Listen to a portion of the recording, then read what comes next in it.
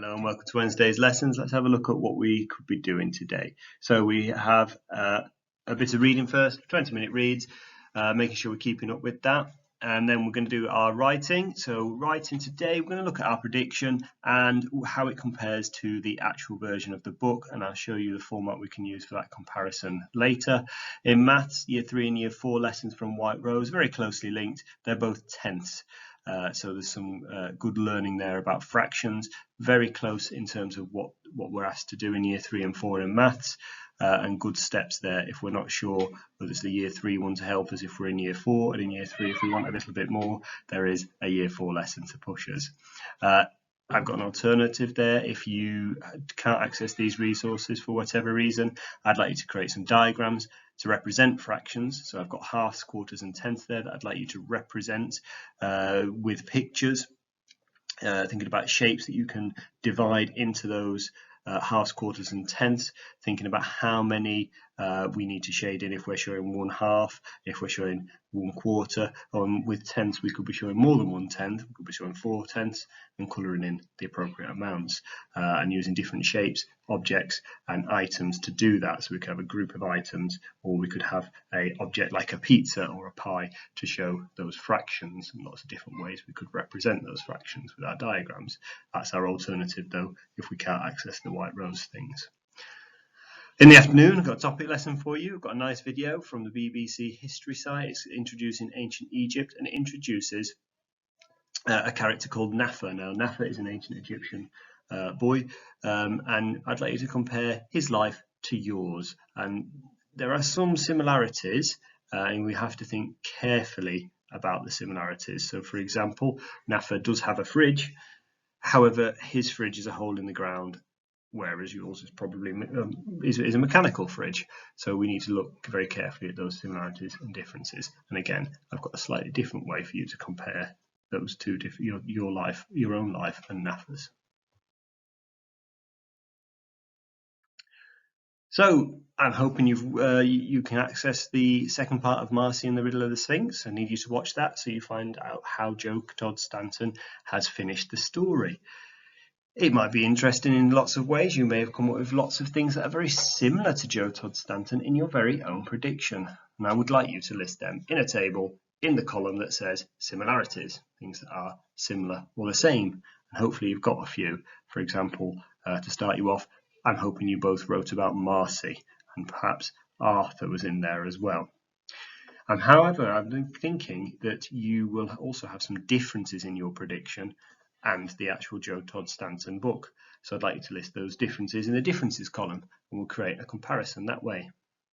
Now, when you finish that, I'd like you to look at your prediction, the way that you would have written the book, and the way that Joe Todd Stanton has written the book. I'd like you to think about things that you would use from the actual book that you think, yes, that would improve my writing. And I'd like you to think about what you have done that you think would have improved Joe Todd Stanton's story, and things that you are really pleased with.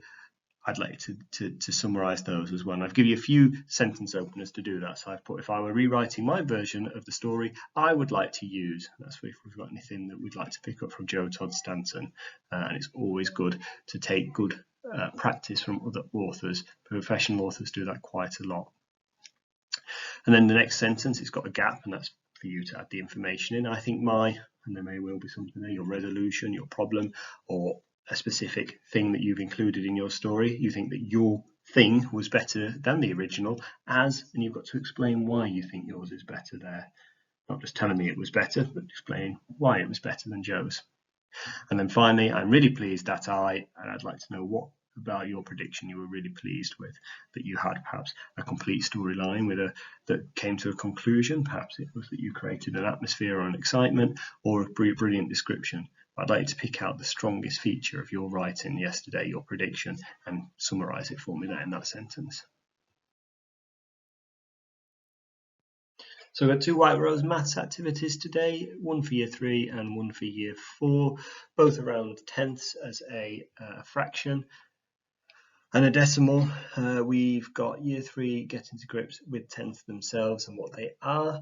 It's a good starting point for anyone in year 4 as well who's not sure of this all of this knowledge that they need to progress into the next step, which is the tenths and their place value as a decimal. So this introduces the place value after a decimal place.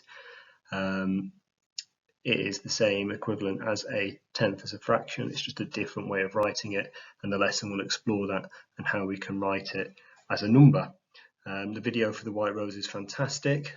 You find it on our website and link directly to it. However, the answers, you need to scroll down and find them as before. So the answers are on the White Rose website. They're under week 1, and you just look for the lessons with the correct names in the right year groups. So the answers, as I said, are there, but please don't use them to copy answers. Use them to help find solutions if we're struggling. And if we're really struggling, go back to the White Rose video and have a look at that learning, just to make sure we've got it perfect, the concepts that we need. So there's a video posted on our timetable. It's got a link to the video from the BBC history clips introducing ancient Egypt, and it introduces ancient Egypt from the perspective of Nafa, a young boy who grew up in ancient Egyptian times. I'd like you to contrast your life and Nafa's life. So to do that, I'd like you to draw a Venn diagram.